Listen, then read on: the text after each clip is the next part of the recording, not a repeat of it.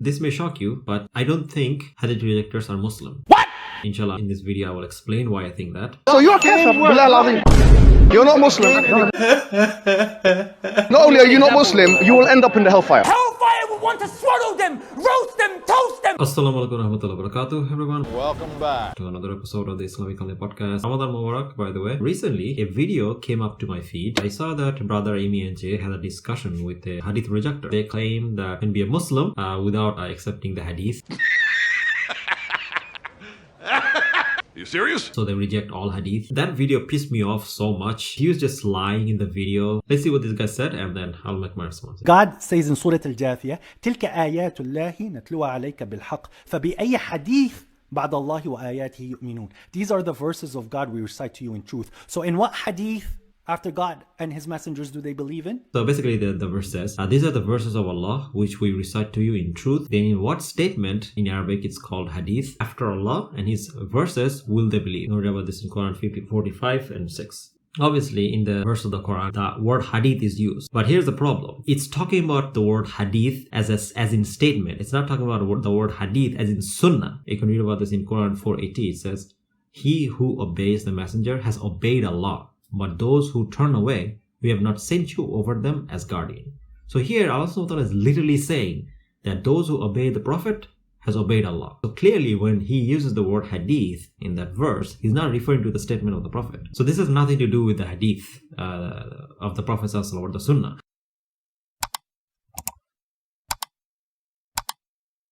You're telling me all stories and reports are false? No, it's not needed for Islam is my point. I can find Islam without those books and reports. As many people did. Really? Before the Prophet, yes.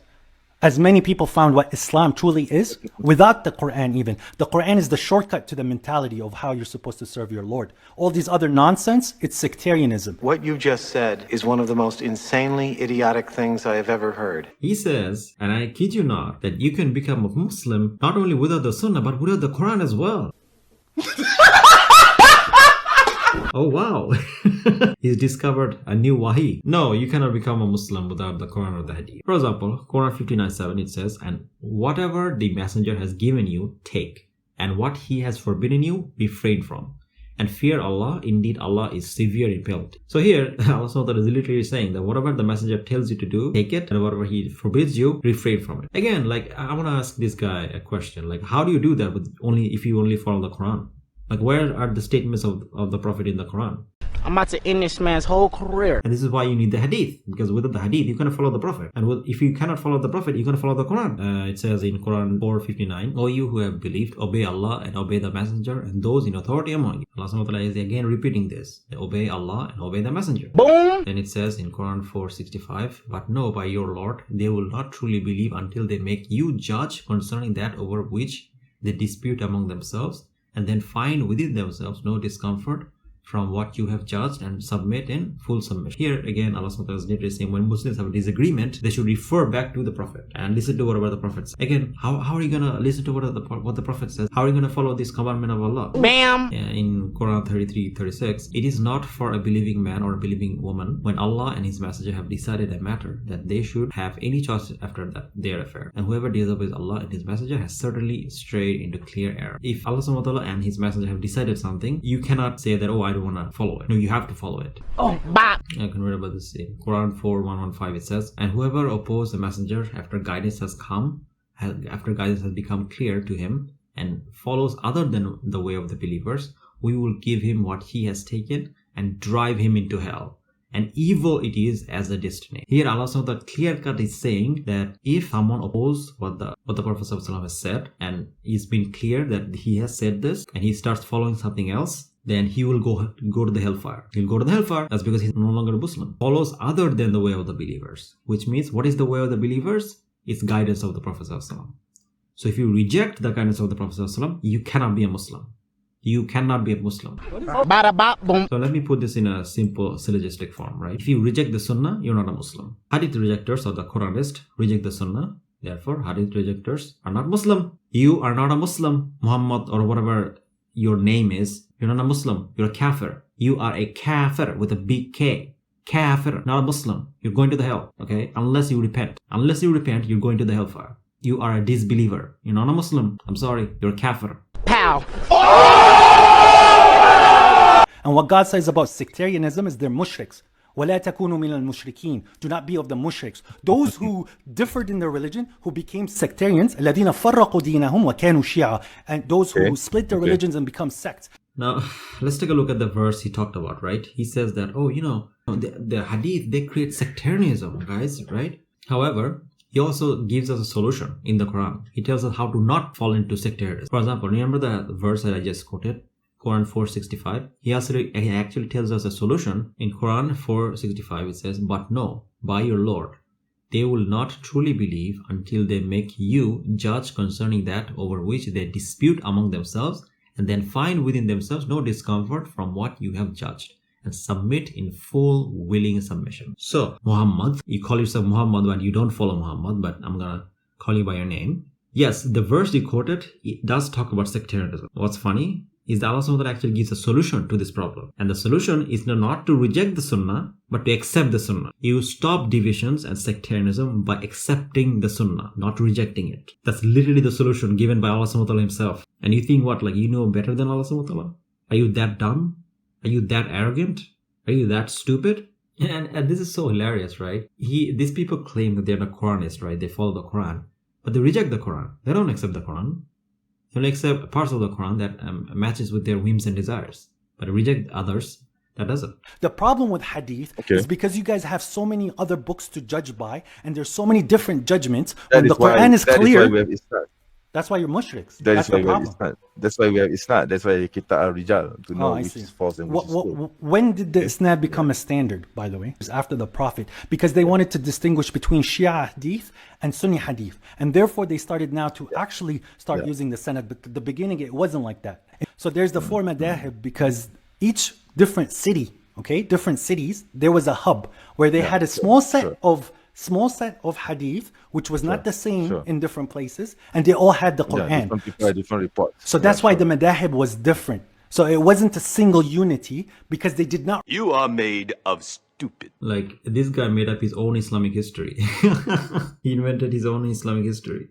The Quran itself is based on Isnad, right? The reason we know the Quran is from the Prophet ﷺ is because we have a Isnad that goes back to the Prophet, a golden chain that goes back to the Prophet. Without this chain, how do you know the Quran is actually from the Prophet? You stupid. How do you know? If you talk about the manuscripts, anyone could be writing the manuscripts. You don't know who wrote the manuscripts. So how do you know? How do you know that the Quran is from the Prophet? You can't. Also, he's lying. The Isnad did not appear in 7th century. There are countless hadith where the Prophet ﷺ would say something and there would be scribes that would write it down. And there are countless hadiths like that. But the thing is that he said that, Isnad's come 300 years later after the Prophet died. When did the Isnad become a standard, by the way? It was during the Mutawakkil period, during the time of the Abbasid, which is about 250, 300 years after the Prophet. This is a complete lie. First of all, the earliest example of the Isnad, based on manuscript that we have, is from Muwatta Malik. The earliest manuscript that we have is from 795 CE.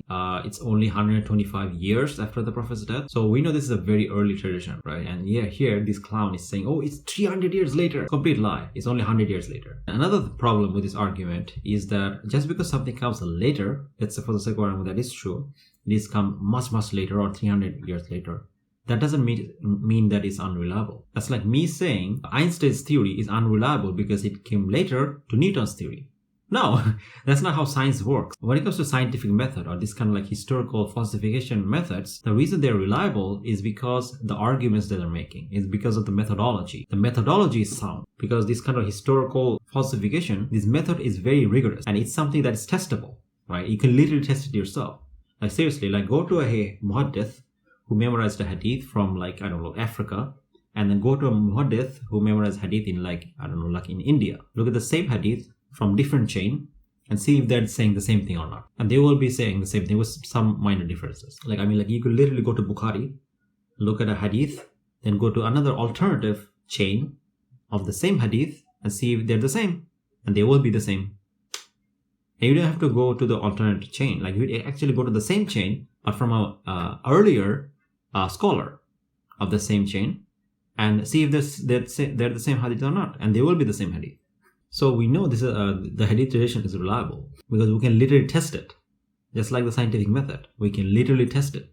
That's why it's reliable. And it is more reliable than the historical method used by secular historians. So what are your thoughts about Malik, who claims that if you are in ihram during Hajj, where it's forbidden for you to have sex with your wife because that takes you out of ihram, but if you have sex with a goat, then that doesn't break your Hajj. Is that what's your thoughts on Imam Malik saying that? I've never heard of such a ruling from Imam Malik. Oh, it's not only Imam Malik. I think Imam Shafi'i also agrees with that ruling, that having sex with a goat does not break your fast as well. I've never heard of any of the imams saying that having sex with a goat is because okay. that's the problem with these books that you guys keep trying to quote. You have not read all of them, and you cherry pick. You need to give me the source which Sure. I'll copy link and I will put it in the chat, in a private chat, for you to click and read, and they have the sources for you there, where bestiality does not invalidate Hajj. So this is a lie. Nowhere in the article that he posted does it say that Imam Malik says that bestiality is permissible. Nowhere does it say that. Also, he can't even read his own source. He claims that Imam Shafi holds the opinion that, bestiality does not invalidate Hajj. But the screenshot he provided itself says it is one of the opinions of Shafi. Nowhere does it say that this is the opinion of Imam Shafi. Meaning, this is an opinion that exists within the Shafi school of thought, right? And here, this clown, he says that Imam Shafi apparently holds his view. This is a complete lie. On top of it, what's funny is that his own article debunks him. Like, if you read the article, this is what it says. Those who held that committing bestiality invalidated the Hajj and fasting classified bestiality as intercourse because it involves penetration into an unlawful vagina. Ibn Qudawa, may Allah have mercy upon him, says, there is no difference between intercourse in the anus or the vagina with a human being or an animal. This is the view adopted by Imam Shafi and Abu al-Thawr.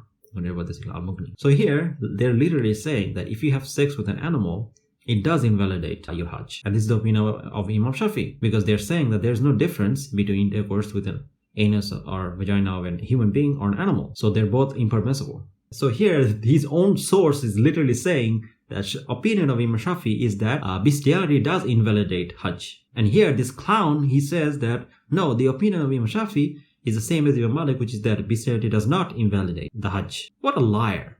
Come here, let me slap you. Like, how stupid do you have to be to get refuted by your own source? And then you name your video, Bukhari Hadith Rejector, schools a Sunni. Like, are you this dumb? Point number 2 is that this is a hypothetical question. None of the scholars are saying that bestiality is permissible. However, they're talking about, since bestiality is a sin, is it a type of sin that violates your Hajj? And this is where some scholars have disagreed with other scholars, because they considered intercourse with animals to be not actually be intercourse, while others did consider it to be intercourse. This is why some people said that it doesn't invalidate Hajj and others said that it does invalidate Hajj. But they're not saying the bestiality is permissible. Honestly, I've never heard of any of the four madhabs saying that the bestiality is permissible. Because as I gave you the verse, the people of the book hide a lot of what they say and consume, and your scholars do the exact same things. Yeah, I don't think this is talking about this ruling that you gave here. Keep reading, bro. I'm telling you, it literally says that having it doesn't say that bestiality is permissible. It's just saying that whether it doesn't break ihram commits this. So it's just talking about that specific incident, but that doesn't make bestiality permissible. Well, okay. I'm not saying that it's permissible. I'm saying that it does not break ihram. What? He just contradicted himself. So in the beginning of the clip, he says, basically Brother Imam just says that I've never heard any scholar saying that bestiality is permissible. And he says that's because these Muslims, they hide things. These people of book, they hide things. Honestly, I've never heard of any of the four madhabs saying that the bestiality is permissible. Because as I gave you the verse, the people of the book hide a lot of what they say and consume, and your scholars do the exact same thing. Right? Your scholars, they hide things. They're hiding things, right? Then later on, when Brother Image actually reads the article and realizes that, wait, like what he's saying has no basis, and none of the scholars actually saying that, bestiality is permissible, then all of a sudden he changes his goalpost and says that, oh, I'm not saying that, they're saying that bestiality is permissible. He doesn't say that bestiality is permissible. Well, I'm not saying that it's permissible. The people of the book hide a lot, and your scholars do the exact same thing. Hide a lot. But that's literally what you said, like a few seconds ago. Now all of a sudden, that's not what you're saying. So which one is it? Like, is the scholars saying bestiality is permissible or not. You cannot say that, when it suits my agenda, that's when they're saying it. But when I get caught and exposed, all of a sudden I'm not saying it. Like, you cannot say that. like this guy, this clown, got completely exposed in this clip. When God says لا جدال ولا فسوق ولا رفث, so there is no debating, arguing in Hajj. There is no fusuq. You cannot go and do these kind of fahishats in Hajj. And there's no rafth. There's no sex. So now they're saying that no, sex with wives only, but sex with goats is okay. It's not going to break your ihram. I'm not saying that I'm not saying they're permissible. I'm saying that it does not invalidate your Hajj. Your Hajj is fine if you have sex so it with a doesn't goat. break ihram. So what? So what's your point? Where did they get that ruling? He said, where did they get the ruling? You genius, it's in the Quran. It's literally in the verse you quoted. So basically what the verse says in Quran 297, Hajj is during well-known months. So whoever has made Hajj obligatory upon himself, therein by entering the state of Ihram, there is to be for him no sexual relation and no disobedience and no disputing during the Hajj. So here the verse clearly says that there's to be no sexual relation during Hajj, right? Let's take the two opinions, right? One opinion says that bestiality is sexual intercourse, therefore it's not allowed, and there's no contradiction between this opinion and this Quran verse. Now let's take the second opinion, which is that since bestiality is not sexual intercourse or sexual relation, therefore it doesn't violate the Hajj. Again, this also doesn't contradict the verse, because it depends on what you mean by sexual relation, right? What does Allah subhanahu wa ta'ala means by sexual relation? So both interpretation can be valid. He says that, where do they get this from? It's from the Quran. Like both of this interpretation are based on this verse. So, and neither opinion contradict the verse. And I'm going to give you a warning, and this is a word of advice, right? This is a word of advice for you. Never again claim that you're a Muslim. You're not a Muslim. If you want us to accept you as a Muslim, you have to repent, and you have to say that everything I said about Hadith, I'm wrong. Allah subhanahu wa ta'ala, please forgive me, and I apologize to the audience. Unless you say that, you're not a Muslim. I'm sorry. If you guys like the video, don't forget to like, share, subscribe, and if you want to support me, you can support me by becoming a patron or by becoming a YouTube member. I emphasize, please subscribe to the channel. So yeah, inshallah, see you guys next time. Inshallah, jazakallah khair. Assalamu alaikum.